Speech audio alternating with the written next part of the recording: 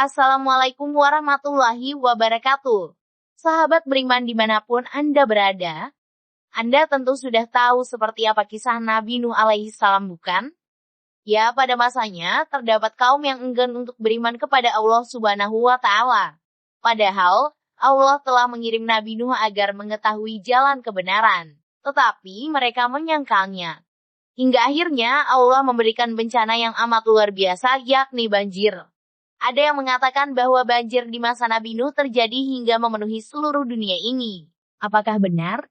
Al-Quran memandang banjir dengan sudut pandang yang sangat berbeda dibandingkan Perjanjian Lama dan legenda-legenda lain tentang banjir yang diriwayatkan dalam berbagai kebudayaan. 5 kitab pertama dalam Perjanjian Lama menyatakan bahwa banjir tersebut bersifat global menutupi seluruh bumi. Namun, Al-Quran tidak memberikan keterangan seperti itu. Sebaliknya, ayat-ayat tentang peristiwa ini membawa pada kesimpulan bahwa banjir itu bersifat regional dan tidak menutupi seluruh bumi, namun hanya menenggelamkan umat Nabi Nuh saja yang telah diberi peringatan lalu dihukum. Ketika riwayat-riwayat tentang banjir dalam Perjanjian Lama dan Al-Quran diuji, perbedaannya sederhana saja. Perjanjian Lama yang telah mengalami banyak perubahan dalam penambahan sepanjang sejarahnya, sehingga tidak dapat dinilai sebagai wahyu yang orisinil menggambarkan bagaimana banjir berawal dalam uraian berikut. Dan Tuhan melihat bahwa kejahatan manusia di bumi adalah besar, dan bahwa setiap imajinasi dari pikiran-pikiran dalam hatinya hanya selalu perbuatan jahat.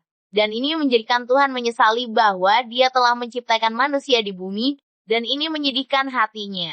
Dan Tuhan berfirman, "Aku akan membinasakan manusia yang telah Kuciptakan dari permukaan bumi." Kedua jenis yang ada, manusia dan binatang, dan segala yang merayap, dan unggas-unggas di udara, yang karena telah mengecewakanku yang telah menciptakan mereka. Akan tetapi, Nuh mendapatkan kasih sayang di mata Tuhan. Kitab Kejadian bab 6 ayat 5-8. Namun dalam Al-Quran jelas ditunjukkan bahwa tidak seluruh dunia, tetapi hanya umat Nabi Nuh yang dihancurkan. Nabi Nuh hanya diutus kepada umatnya dan banjir tersebut hanya memusnahkan umat Nabi Nuh. Dan sesungguhnya kami telah mengutus Nuh kepada kaumnya, dia berkata, "Sesungguhnya aku adalah pemberi peringatan yang nyata bagi kamu, agar kamu tidak menyembah selain Allah.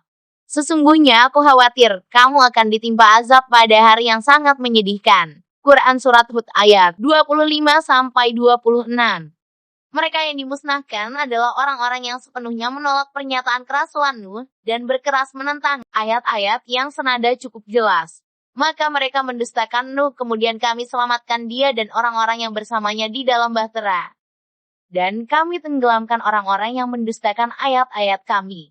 Sesungguhnya mereka adalah kaum yang buta mata hatinya. Quran Surat Al-A'raf ayat 64.